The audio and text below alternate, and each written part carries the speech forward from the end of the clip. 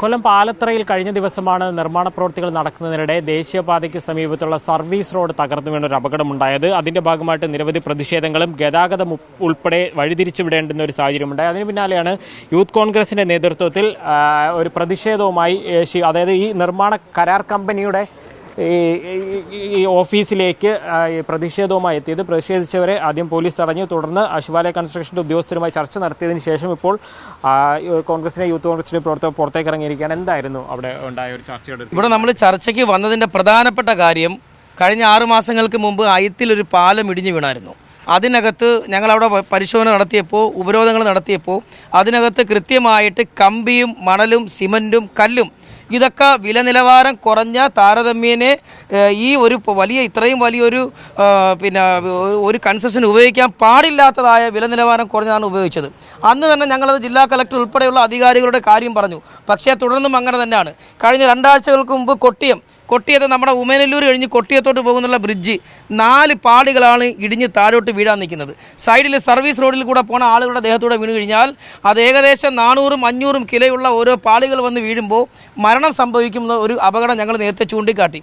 അതിനുശേഷം ഇന്നലെ പാലത്തറയിൽ നമ്മുടെ തൊട്ടടുത്തുള്ള പാലത്തറയിൽ അവിടെ ഒരു ഓട നിർമ്മാണവുമായി ബന്ധപ്പെട്ട് അവിടെ ഒരു കുഴിയെടുക്കുന്നതുമായി ബന്ധപ്പെട്ട് KSCBയുടെ ലൈൻ കുഴിച്ചു മാറ്റുവാൻ സംസ്ഥാന സർക്കാരിനോട് ഇവിടെ ഹൈവേ അതോറിറ്റി ആവശ്യപ്പെട്ടു. പക്ഷേ അതവർ കൂട്ടാക്കിയില്ലെന്നാണ് ഹൈവേ അതോറിറ്റി ഇപ്പോൾ പറയുന്നത്. അതുമൂലം ഇപ്പോൾ അത് ഇടിഞ്ഞ കാരണം ആളുകൾ ബുദ്ധിമുട്ടാണ്, ഗതാഗതം ഉൾപ്പെടെ വഴിതിരിച്ചു. ജനങ്ങൾക്ക് ഗതാഗത യോഗ്യമാക്കി പ്രത്യേകം കോടതിയുടെ ഉത്തരവുണ്ട്. നിങ്ങൾ ഈ ഒരു വിഷയവുമായി ബന്ധപ്പെട്ട് ഹൈവേ അതോറിറ്റി ഈ റോഡ് നിർമ്മാണവുമായി ബന്ധപ്പെട്ട് പോകുമ്പോൾ ജനങ്ങൾക്ക് സഞ്ചരിക്കാൻ യോഗ്യമായ സർവീസ് റോഡ് നിർമ്മിച്ചിട്ട് മാത്രമാണ് നിങ്ങൾ ഈ പണി പൂർത്തിയാക്കാവൂ, പണി നടത്താവൂ എന്നുള്ള പ്രത്യേക കോടതിയുടെ ഉത്തരവുണ്ട്. എന്താണ് അവർ ഇതിനകത്ത് ഒരു തീരുമാനം എന്തെങ്കിലും പറഞ്ഞിട്ടുണ്ടോ? ഈ പണി അവർ പറയുന്നത് ഈ മഴക്കാലമായി ഇനിയും ഇങ്ങനെയുള്ള ബുദ്ധിമുട്ടുകൾ ഉണ്ടാവാൻ സാധ്യതയുണ്ട്.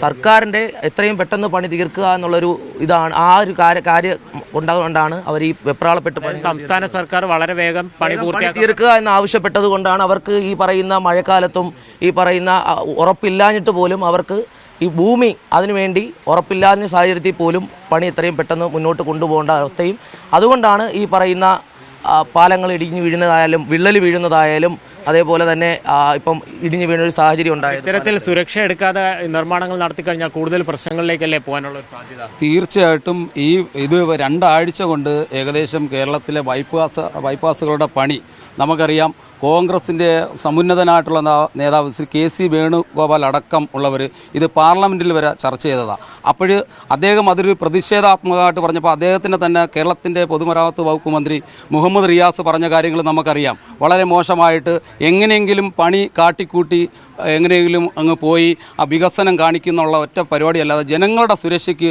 ഈ സർക്കാർ ഒന്നും ചെയ്യുന്നില്ലെന്നുള്ള ഏറ്റവും വലിയ തെളിവാണ് കഴിഞ്ഞ ദിവസം കൊല്ലം പാലത്തറയിൽ നടന്നിട്ടുള്ളത്. എന്തായാലും ഇപ്പോൾ ഇത്തരത്തിൽ ഈ പ്രതിഷേധങ്ങൾ കൂടെ ഉയർന്ന സാഹചര്യത്തിൽ അത് കോൺഗ്രസ് രാഷ്ട്രീയമായി കൂടെ യൂത്ത് കോൺഗ്രസും രാഷ്ട്രീയമായി ഏറ്റെടുക്കുകയാണ്. അവരിപ്പോൾ പറഞ്ഞിരിക്കുന്ന അതാണ്, എത്രയും വേഗം പണി പൂർത്തിയാക്കുക എന്നുള്ളൊരു നിർദ്ദേശമാണ് ഇവർക്ക് ലഭിച്ചതായിട്ട് ആ ചർച്ചയിൽ പറഞ്ഞെന്നുള്ള കാര്യമാണ് വ്യക്തമാക്കിയിരിക്കുന്നത്. സുരക്ഷ കൂടുതൽ ഒരുക്കണമെന്നുള്ളൊരു ആവശ്യം യൂത്ത് കോൺഗ്രസ് ഉന്നയിക്കുകയും ചെയ്തിട്ടുണ്ട്.